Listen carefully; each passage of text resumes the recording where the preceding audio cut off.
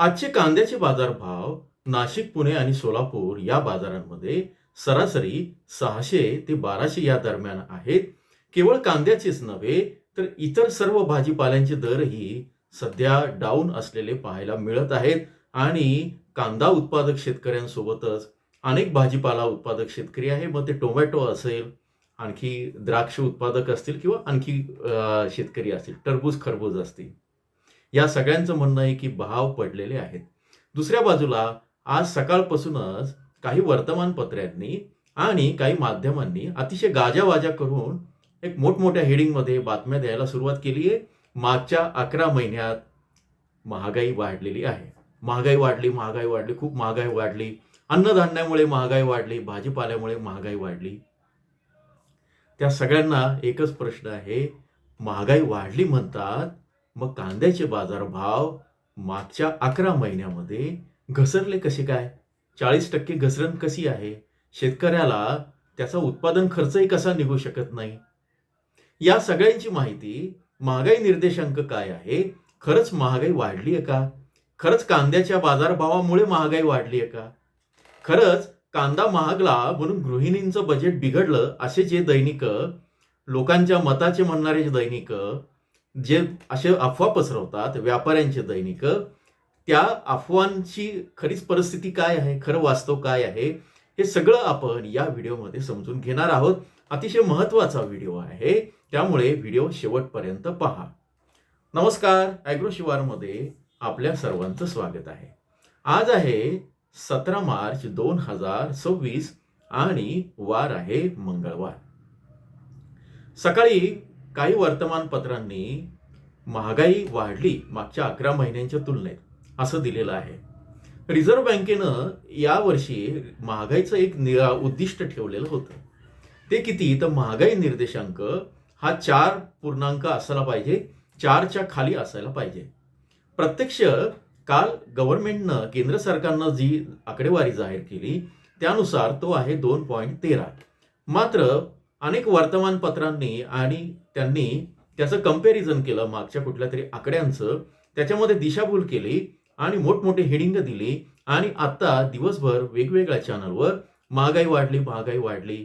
यामध्ये तेल असेल, अन्नधान्य असेल, दूध असेल आणि त्याच्यामध्ये भाजीपाला पण आहे. त्यामध्ये कोणी बटाटा लिहिलंय, कोणी कांदा म्हणत आहे. तर या सगळ्याचं वास्तव आपण जाणून घेणार आहोत. तर सरकारी आकडे काय सांगतायत? एकूण महागाई किती झालेली आहे? तर ती 2.13% आहे. म्हणजे रिझर्व्ह बँकेने जो आकडा नक्की केलेला होता 4%च्या तुलनेत, तो आता 2.13%वर आलेला आहे. आता कांद्याच्या बाबतीत काय झालेलं आहे? कांद्याची महागाई वाढली आहे का या सगळ्या 11 महिन्यात? नाही. कांद्याचे बाजारभाव उलटे महागलेत. म्हणजे शेतकऱ्याला उलटी पट्टी देण्याची आमच्याकडे पद्धत आहे. मग तो ऊसाचा शेतकरी असतो कधीतरी, कधी कांद्याचा, कधी टोमॅटोचा शेतकरी असतो, कधी मका सोयाबीनचा शेतकरी असतो, कधी फळभाजीपाल्याचा आणि द्राक्षाचा सुद्धा असतो. कुठलाही शेतकरी या उलट्या पट्टीतनं आतापर्यंत सुटलेला नाही. तर ही कांद्याची उलटी पट्टी आहे. आत्ताचा महागाई निर्देशांक जो आहे तो -40.95 पर्यंत आलेला आहे.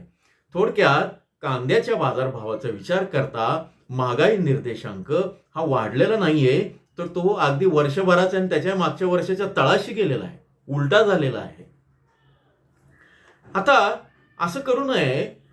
मायनसमध्ये किंवा उलटी वाढ किंवा घट होत असताना जर काही माध्यमं, काही व्यापारी माध्यमं भाव पाडण्याच्या उद्देशानं, आपले जे व्यापारी भाऊबंद जे आहेत किंवा जे लालाजी आहेत, जे पांढऱ्या गादीवर बसतात, यांना फायदा होऊन मागच्या 2 ते 3 आठवड्यांपासून निर्यातीच्या संदर्भात सबसिडी घटली, भाव घटणार.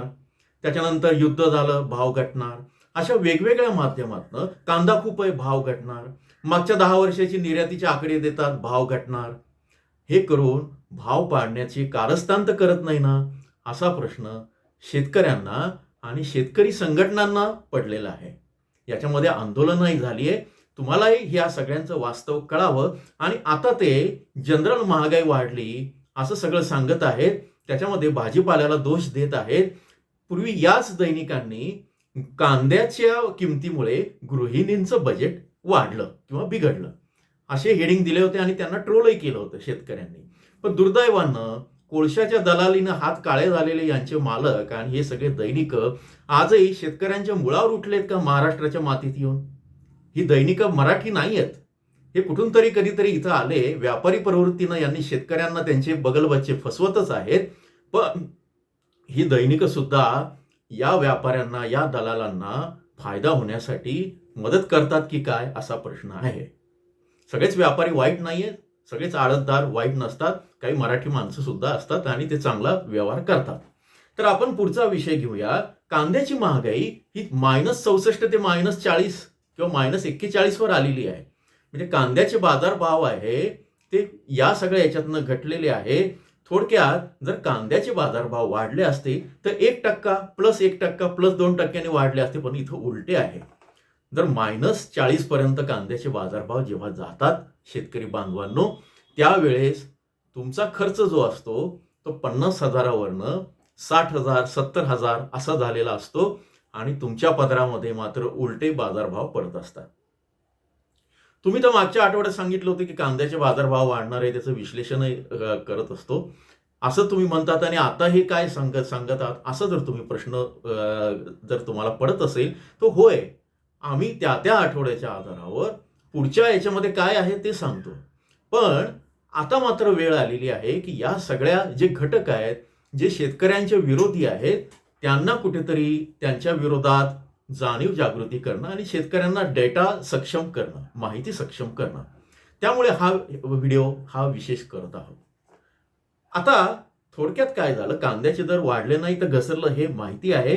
मागच्या 11 महिन्याचा आणि 6 महिन्याचा, आता यांनी काय केलंय, 6 महिन्याचा असा ट्रेंड आहे, 11 महिन्याचा असा ट्रेंड आहे. तर आपण तो कांद्याच्या बाबतीत किंवा बाकीच्या याच्यामध्ये कसा आहे तर ते समजून घेऊ. तर सप्टेंबर ते फेब्रुवारीमध्ये कांद्याची महागाई ही नकारात्मक आहे. कांद्याचे दर वाढलेले नाही, घसरलेले आहेत. आता म्हणजे कमी आहे असं कोण सांगतंय? सरकारी आकडे सांगतायत. मागील 11 महिन्यात बघूया. मागच्या वर्षभरात कांद्याचा एकूण ट्रेंड म्हणजे मागच्या जानेवारी याच्यापासनं एप्रिलपासनं आर्थिक वर्षापासनं आता फेब्रुवारीपर्यंत कांद्याच्या बाजारभावाचा ट्रेंड सुद्धा नकारात्मक आहे, घटीचा आहे. थोडक्यात -40% आहे. पण इथे मात्र एक मेक आहे. आता जे ग्राहक संरक्षण मंत्रालय आहे त्यांनी कालची जी आकडेवारी जारी केली आहे देशाच्या सगळ्या कांद्याच्या बाजारभावाच्या सरासरीचे, हे कुठले बाजारभाव आहेत तर ग्राहकांसाठीचे. त्यामध्ये काही राज्यांमध्ये ते 36 रुपये आहेत, काही ठिकाणी ते 25 रुपये आहेत. थोडक्यात 23-24 पासून तर 36 रुपयापर्यंत सरासरी कांद्याचे बाजारभाव आहेत. आणि माझ्या काही दिल्लीतल्या पत्रकार मित्रांशी मी बोलत होतो, त्यांचा ते म्हणतात वो छिलका निकले हुआ वो प्याज है वो 40 में 50 में मिलती है यहाँ. म्हणजे जो खराब कांदा आहे, चायनीज कांदा आहे, जो आपण तुम्ही 2 रुपये 3 रुपये विकला असेल, तोच नाशिकचा कांदा तिथे 17-18 रुपयाला विकला जातो. मात्र या सगळ्या तिथल्या दिल्लीमध्ये किंवा स्थानिक कुठे उत्तरेकडे तिथल्या ज्या ग्राहकांपर्यंत किंवा मुंबई कशाला नाशिकमध्ये जातो, त्या सर्वसामान्य ग्राहकाला मात्र 30 रुपये 40 रुपये कांद्याला द्यावे लागतात खराब क्वालिटीच्या.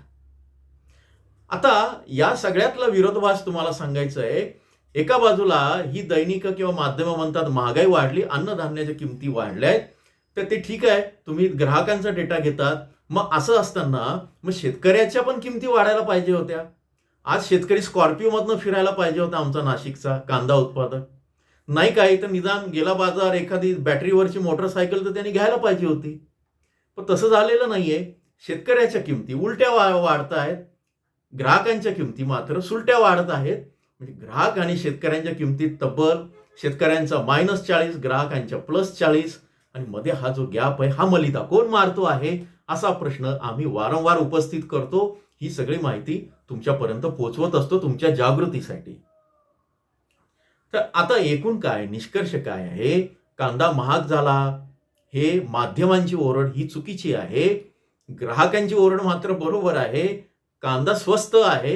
गव्हर्नमेंटची आकडेवारी सांगते की कांदा स्वस्त आहे. निवडणुका आहेत 5 राज्यांच्या आणि आता इकडे पेट्रोल वाढायची शक्यता आहे, गॅस आधीच वाढलेला आहे.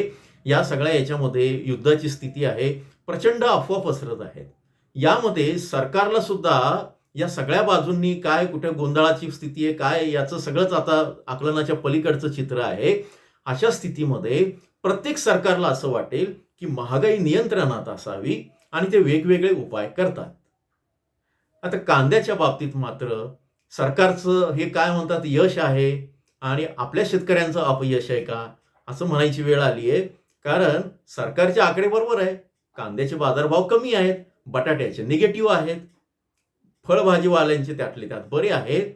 पण ग्राहकांना मात्र ते आकडे सरकारने जर गोळा केले असते आणि त्यानुसार जर केलं असतं तर गव्हर्नमेंटला कळालं असतं की बाबा मधला जो मलिदा आहे आणि कोणाच्या गाड्या कोणाचे घोडे वाढत आहेत ते एकदा बघायला पाहिजे आणि खरंच महागाई वाढते का. आता कशामुळे महागाई वाढली आहे, तर धातू, केमिकल्स, मॅन्युफॅक्चर्ड जे गुड्स आहेत किंवा जे कारखान्यामध्ये तयार होतात ते, आणि तेलबिया जे तिकडनं मागवले जातात. खरं तर तेलबिया म्हणजे सोयाबीन शेतकऱ्यांना भाव कमी मिळतो आहे, बाहेरून आणलं तेल आयात करून त्याच्यावर काय जातात तो विषय वेगळा भाग आहे. आणि सगळ्यात काय आहे, भाजीपाला घट, कांदा बटाटा मोठी घट. म्हणजे महागाई वाढली ती कांद्यामुळे नाही. माझ्याकडे सगळ्या आकडेवारी आणि सगळं बारीक बघून मी तुम्हाला सांगत असतो. आता नाशिक, पुणे, सोलापूरचं मी सांगितलं की 600 ते 1200 दरम्यान आजचे दर आहेत. आणि म्हणजे काय की उत्पादन खर्चापेक्षा हे खाली आहेत. मग ग्राहकांना मात्र दुसरीकडे जर बघितलं तर या सगळ्या एक मोठी सप्लाय चेन आहे मध्यस्थांची, बिचौलियांची. फार वाईट वाटलं एका व्यापाऱ्याला बिचौलिया म्हटल्यानंतर. पण ठीक आहे ना, तुम्ही बिचौलिया हा शब्द वापरून तुम्ही आहातच ना बिचौली आहे. तुम्ही उत्पादक नाही आहात, तुम्ही शेतामध्ये घाम गाळला नाही आहे, इकडचा माल तिकडे विकताय आहात. पण काही चांगले पण आहेत, मग त्याच्यामध्ये राग कशाला यायचा. तर हा सगळा भाग आहे. आणि या सगळ्या याच्यातनं, या सगळ्या जाहिरातबाजीतनं, या सगळ्या पेपरबाजीतनं, या सगळ्या बातमीच्या बाजीतनं नुकसान शेतकऱ्याचं होतं. आता काय होईल, महागाई वाढली अशी बोंब ठोकली सगळ्या माध्यमांनी तर परत गव्हर्नमेंट ॲक्शनमध्ये येणार, रिझर्व्ह बँक तिकडे खडबडून जागी होणार. आणि मग पुन्हा कुठे येणार, निर्यातीवर बंदी घालतात का, मग नाफेडकडनं कांदा घेऊन तो स्वस्तात विकून शेतकऱ्यांचं डबल भाव पाडायचेत का, आणखी काही करायचं का, अशी सगळे वर ते सगळे डोके एकत्र येऊन ब्युरोक्रॅट्स वगैरे तिथं चर्चा सुरू होईल. याला सगळ्यात आधी कारणं आहेत माध्यम माध्यम माध्यम. अभ्यास करा, बारीक बारीक गोष्टी घ्या आणि मग लिहा भाजीपाला आणि फळांच्या विषयी. आणि त्यातनं ग्राहकांशी पण बोला आणि शेतकऱ्यांशी बोला. जाऊन बघा की बाबा ₹1 कांदा जो सोलापूर बाजारामध्ये, ₹2 कांदा खाद आणि चोपडा आहे जो नाशिकच्या बाजारामध्ये, तोच कांदा दिल्लीवाल्याला किंवा नाशिकच्याच मंडईमध्ये किंवा अगदी निफाड लासलगावला सुद्धा 20 आणि 25 रुपयाला कसा बरं मिळतो. हा गॅप समजून सांगायचा होता. या सगळ्या याच्यात अनेक मतं आहे. मला अनेक जण फोन करतात, शेतकऱ्यांची कैवारी म्हणणारे सुद्धा फोन करतात आणि व्यापाऱ्यांची बाजू घेतात. आता ते कोण आहे काय ते तुम्ही बघा. या सगळ्या याच्यामध्ये निष्कर्ष काय, अफवांवर विश्वास ठेवू नका. अचूक माहिती जी आहे, जो डेटा आहे, फॅक्ट्स आहे ते समजून घ्या. बाजार जो काय ते समजून घ्या आणि यानंतरच तुम्ही निर्णय घ्या. त्यामुळे भाव पडत असतील रब्बी कांद्यासाठी तर थोडं थांबायला हरकत नाही. लाल कांद्याचा विषय आता संपलेला आहे, त्याविषयी येणाऱ्या काळामध्ये बोलूया आणि बोलत राहूया. तुम्हाला शनिवारपर्यंतचे किंवा पुढच्या रविवारपर्यंतचे मार्चच्या 3ऱ्या आठवड्याचे कांद्याचे बाजारभाव जिल्हावार अचूक पाहिजे असेल तर तुम्ही जॉईनच्या बटनावर क्लिक करून ते बघू शकतात.